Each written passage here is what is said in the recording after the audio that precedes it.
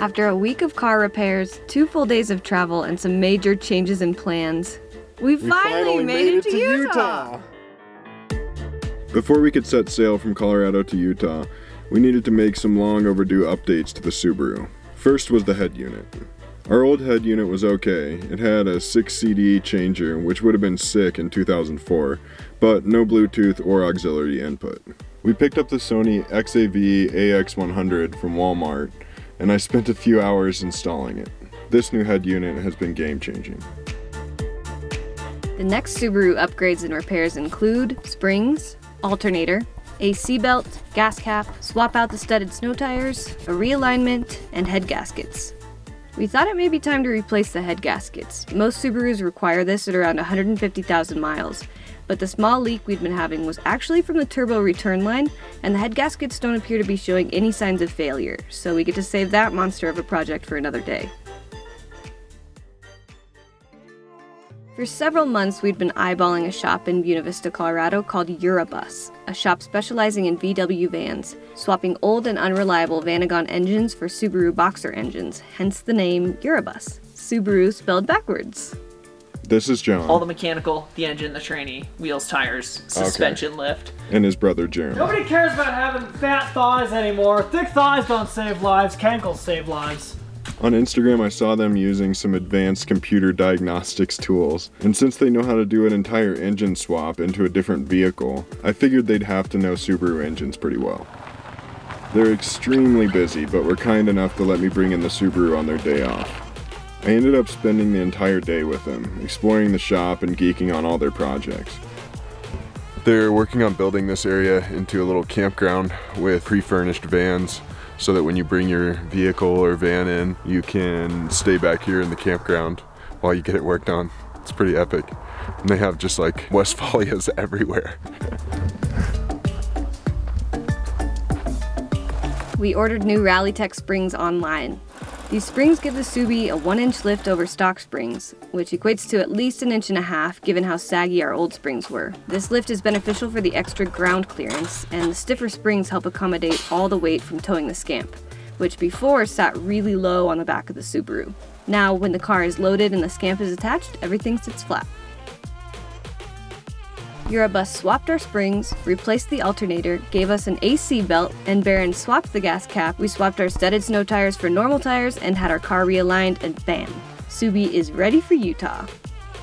The night before leaving Colorado, we got on YouTube to do a live stream, going over our plans to head to Moab. Some people suggested we get the Scamp's bearings repacked before we blast off, a project we had put off and would have continued to put off for a long time. But the baby angels at Eurobus hit us up and told us to bring in the Scamp on our way out to repack the bearings. Upon inspection, we chose to replace the bearings because they were so old, and we hadn't ever repacked them.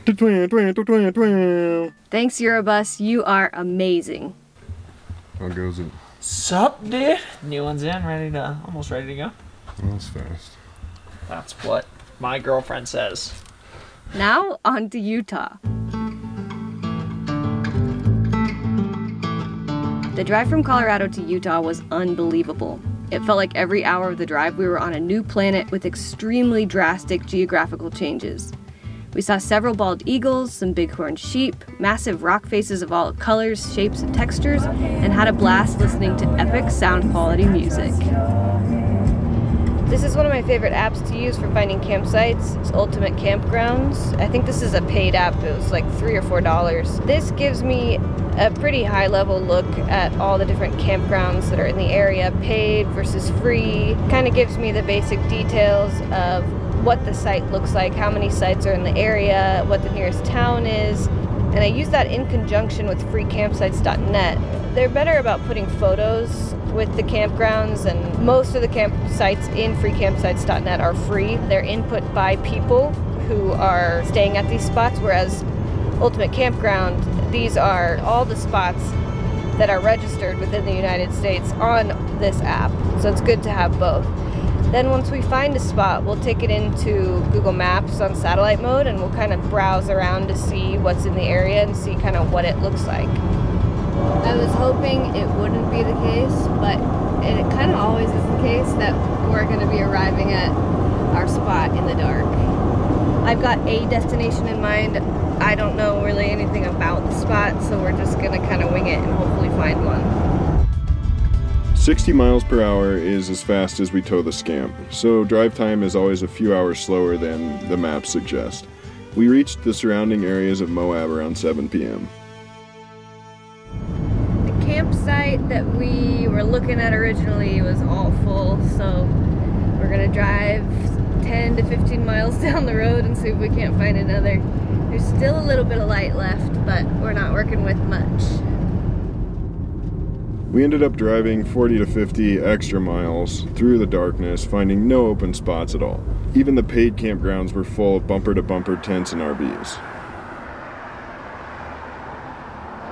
We pulled over to feed the dog and to get a little sustenance ourselves. We've been in Moab for 3 hours, I think. Just under 3 hours trying to find a spot to park, and there is nowhere. I just walked into this gas station and asked the clerk if something is happening this weekend, and he said nope, it's gonna be busy like this until November. So we're booking it out of here at 10 p.m. at night. We're gonna go somewhere else. Okay, all right. We made it to nowhere in particular. We're in the middle of nowhere on the side of the highway, getting some sleep, and then we're gonna reach our final destination tomorrow, which is a secret. Moab was too busy. I'm glad we left. But we may go back next week. It's spring break right now, so this is one of the worst times we could have ever chosen to go to Moab. Thankfully, we live on wheels, so we can be adaptable and then just move somewhere else. Baron just did all the driving today. How do you feel? Too awake to fall asleep, so I'm gonna read for a while. I can sleep. Good night.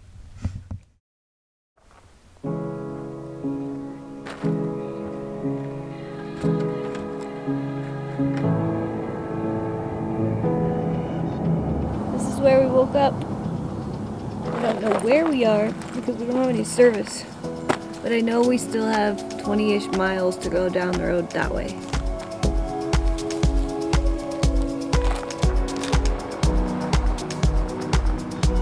What we thought was only 20 more miles to our final destination unfolded into another 175 miles as we tried to escape the spring break tourists that flooded every state park and monument we drove past.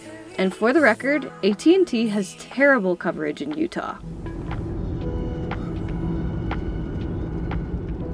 If you're ever gonna drive through Utah, don't let your gas get below like half, for sure. And probably have an extra gas can, because all of a sudden you're just on the freaking moon and there's nowhere to get anything. I told Baron, I'd love to camp somewhere where there's trees, and he said we may have to go to a different state for that. With how much open land there is in Utah, there are surprisingly few areas to camp and even fewer with how many people are out and about for spring break. We were looking anywhere we could for an open spot, and at one point found ourselves on a dangerously sandy road. Oh, that's like loose sand, and like we don't have enough room to pull a U. Well, we do in there, but let's turn around up there then. Can we keep up going? here? Yeah. I mean, we can. I just don't know if this road's gonna get any better. Do we have a map at all saved or no? Okay. We got this little scamper.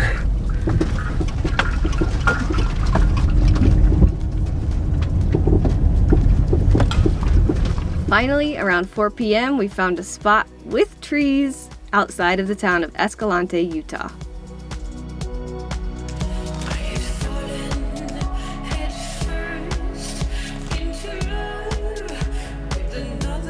Yay. It's a pretty cool area. We're close to the highway, but these views though.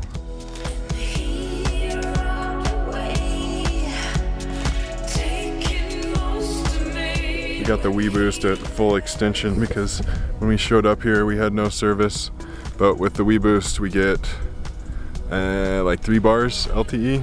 So somebody just stopped by and said hello, and he said that all of the campgrounds from here to northern Arizona are all booked up.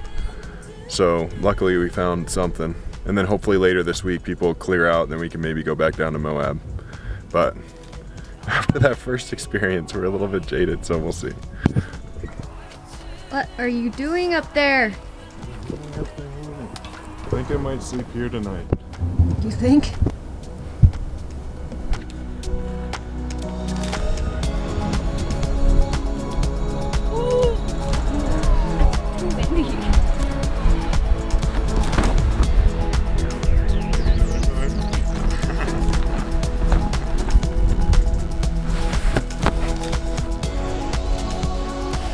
Thanks for watching our travel video. I hope you guys liked it, and I hope you stay tuned for some more of our adventure videos coming up in this epic spot we've got here in Utah. Don't forget to like and subscribe. And hit the bell Ding ding. notification.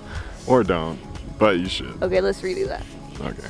Don't forget to subscribe. Okay. Don't forget to like and subscribe if you like and want to see more of these. And we'll see you in the next one. Bye. Bye.